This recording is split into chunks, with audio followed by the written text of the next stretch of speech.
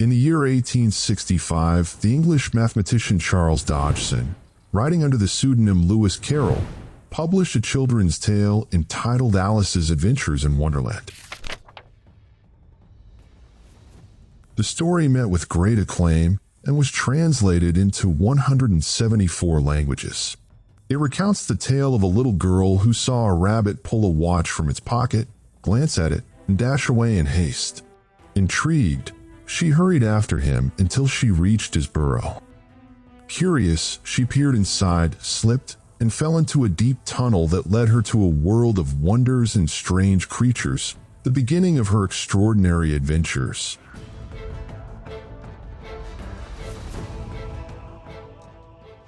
The act of doubt is itself an intellectual adventure, akin in many ways to Alice's journey. Though it often leads to truth, it requires a mind equipped to endure its perilous course. Yet, in divine wisdom, most minds are shaped by rigidity of thought and blind attachment to the notions entrenched within them, ideas hardened into unyielding certainties through repetition, beyond the reach of doubt. Thus, embarking on such a voyage frequently leaves its traveler bewildered, circling endlessly in futile loops. The only escape from this labyrinth is retreat, to that safe haven where the mind finds rest in clinging to familiar knowledge, the realm where the mind finds solace in the refuge of familiar knowledge. Then, do you believe doubt to be the first step towards certainty? If your answer is yes, then so much the better. For as Descartes declared, your very act of doubt confirms your existence. You are not, as a wit once jested, merely a pin. If your answer is no, that too is well. For to doubt doubt's capacity to yield certainty is itself a sign of health. Indeed, in many cases, doubt is no path at all. And yet, you may be astonished to learn that doubt in the very existence of the Creator inevitably guides one back to faith in Him. This was precisely what René Descartes himself demonstrated through reason. Man doubts, therefore he is imperfect. The notion of imperfection presupposes the notion of perfection. Thus, there must exist a perfect creator of man. Al-Ghazali, may God have mercy upon him, cast doubt even upon the intellect, declaring that perhaps a power greater than reason might reveal its fallibility, just as reason had already unveiled the fallibility of the senses. This is the power the Sufis described as the illumination of the heart, that divine light God casts into the human soul, lifting the veil and allowing it to perceive truth from its higher source.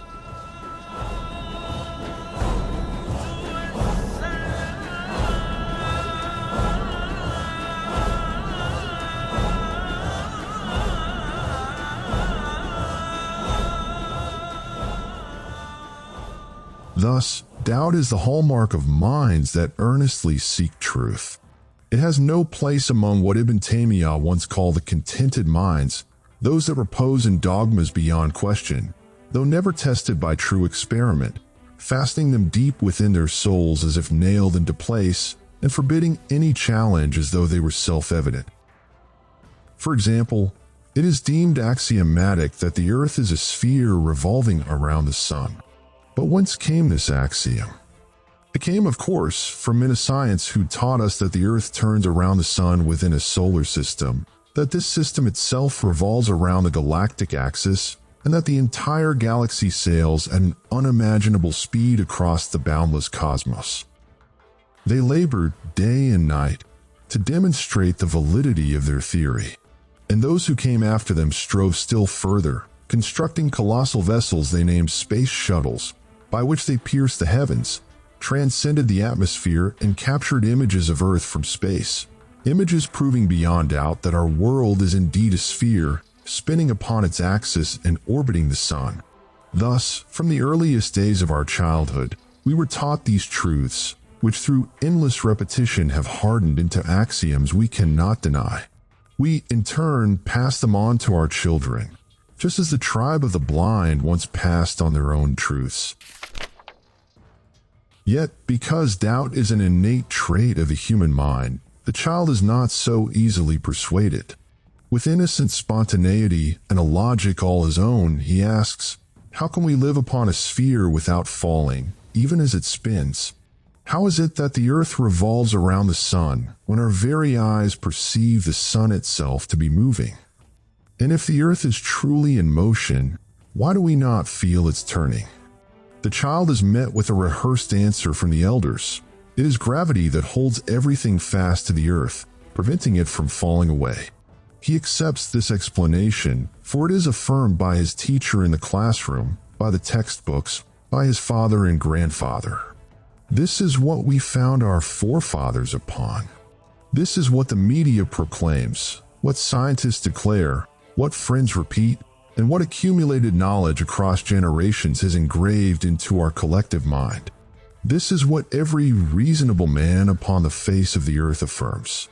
The only thing that does not proclaim it is logic itself, for we do not sense the earth's rotation, but see with our own eyes the sun, the moon, and the stars moving across the heavens. Yet we willingly set logic aside, conceding its inevitable defeat before the weight of science, which insists upon the contrary. And thus we cease to return to such questions, lest we be thought ignorant or foolish, and we grow into adulthood with the unwavering conviction that the earth is a globe turning upon its axis and circling the sun.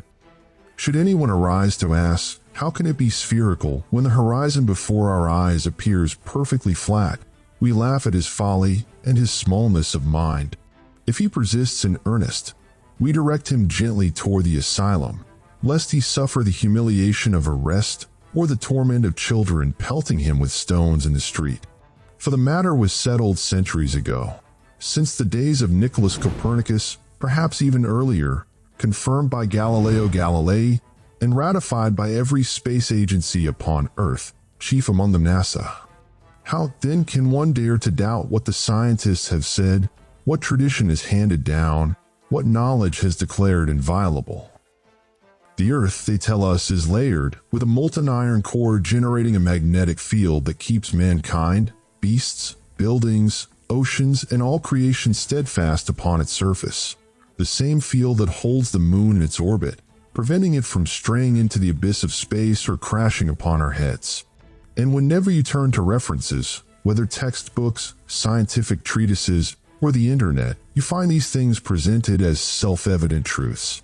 Thousands upon thousands of diagrams illustrate the solar system, etched into our memory since childhood. We can summon them effortlessly in our minds even now. Likewise, the images of Earth's inner strata, its core, its layers, all committed to recollection. All this we have learned through science, science that has indeed carried us forward in leaps unimaginable. But here arises the question, has it leapt us forward or backward? Has it truly achieved what no ancient civilization ever attained, even though we remain wholly incapable of replicating many of their feats? Has science given us incontrovertible truths, or merely theories open to doubt? For a theory, in essence, is but a cluster of suppositions and conjectures striving to explain phenomena. Its meaning shifts with the nature of the phenomenon under scrutiny. Suppose, for instance, we witness objects bursting into flame of their own accord. One might frame a theory attributing this to demonic forces. Yet such a theory cannot be deemed scientific, for it cannot be subjected to the trial of testability, that cornerstone of the scientific method. Thus it remains no more than opinion, or at best a philosophical speculation. But then perhaps a man of science investigates with rigor. He proposes instead that mirrors nearby are focusing the sun's rays, intensifying the heat until combustion occurs. He substantiates his theory by measuring temperatures by day and by night, recording observations and results, comparing them to known thresholds of ignition, and setting them within the framework of mathematical equations and experimental proofs. Now the hypothesis ascends to the rank of scientific theory, for it rests upon measurable data and yields results that may be tested anew, again and again, to confirm their validity.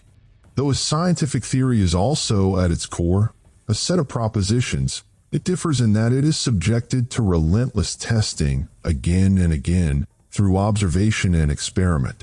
In this way, it becomes the most reliable, precise, and comprehensive framework we possess for explaining a phenomenon or presenting a model, such as the solar system or the Big Bang. Thus, while theories describe, interpret, and remain open to verification, models embody and support them, serving as their tangible illustrations. Over centuries, the theories and models proposed by scientists have been hammered into what we now call facts, instilled in us through schools and universities, and embraced with near-religious conviction because they have withstood repeated experimental validation. But does this persistence mean they are unquestionably true? Or are they, rather, a form of mental programming?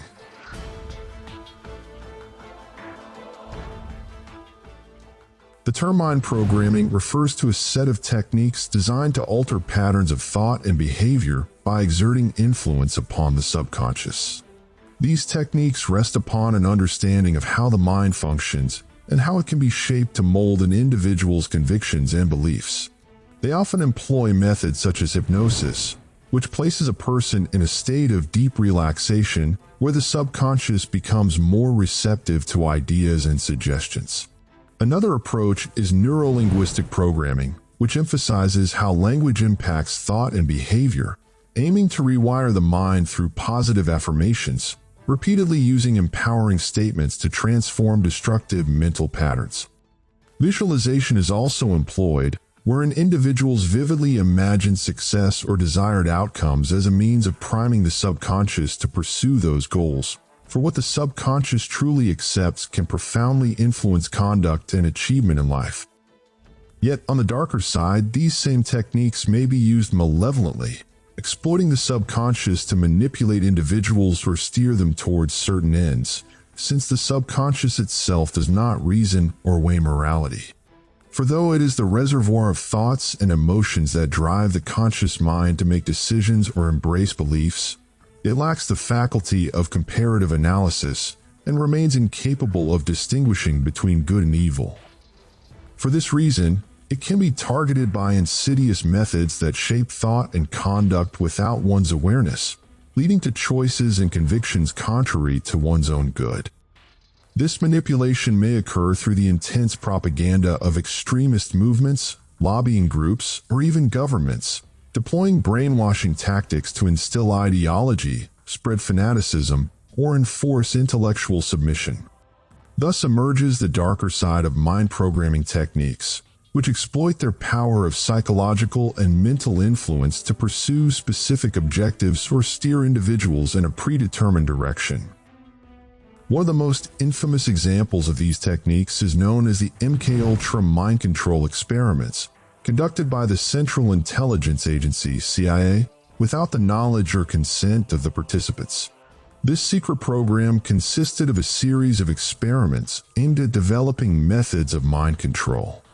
The researchers employed techniques such as hypnosis to explore ways of manipulating individuals' thoughts and behaviors, as well as hallucinogenic substances like lysergic acid diethylamide, LSD. Other notable examples include the relentless Nazi propaganda that swayed the German people into embracing notions of nationalism and racial superiority. Similarly, the pervasive propaganda in North Korea has cultivated a quasi-religious reverence for the supreme leader, enforcing strict control over information and compelling citizens to accept the official ideology without questioning the ruling regime. Another infamous example of mind manipulation is what transpired in the early 1950s at the hands of an American named Jim Jones. He proclaimed himself to be the Messiah and founded a radical Protestant sect known as the People's Temple. In 1978, through psychological manipulation and brainwashing, he persuaded his followers to relocate with him to a remote village in Guyana, on the northern coast of South America. The ordeal culminated in a tragedy remembered as the Jonestown Massacre, where more than 900 people took their own lives, followed by Jones himself, after convincing his devotees that it was a revolutionary suicide. Thus unfolded the largest mass suicide in modern history, an outcome wrought by the dark art of mental programming. A similar tragedy unfolded in the 1990s when another American, Marshall Applewhite, founded a religious sect known as Heaven's Gate. Employing psychological manipulation, he convinced his followers that they needed to abandon their earthly bodies in order to ascend to a higher plane of existence. The ordeal ended in the second largest mass suicide in United States history, as 39 individuals took their own lives, believing their souls would be transported to a mysterious spacecraft.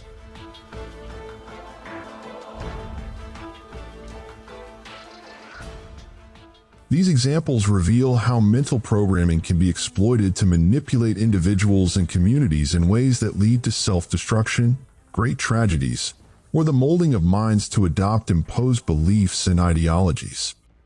Thus, mental programming becomes a tightly woven snare from which only those who possess the courage to doubt and the freedom to think can escape, building their convictions upon reason rather than the blind acceptance of what we were told.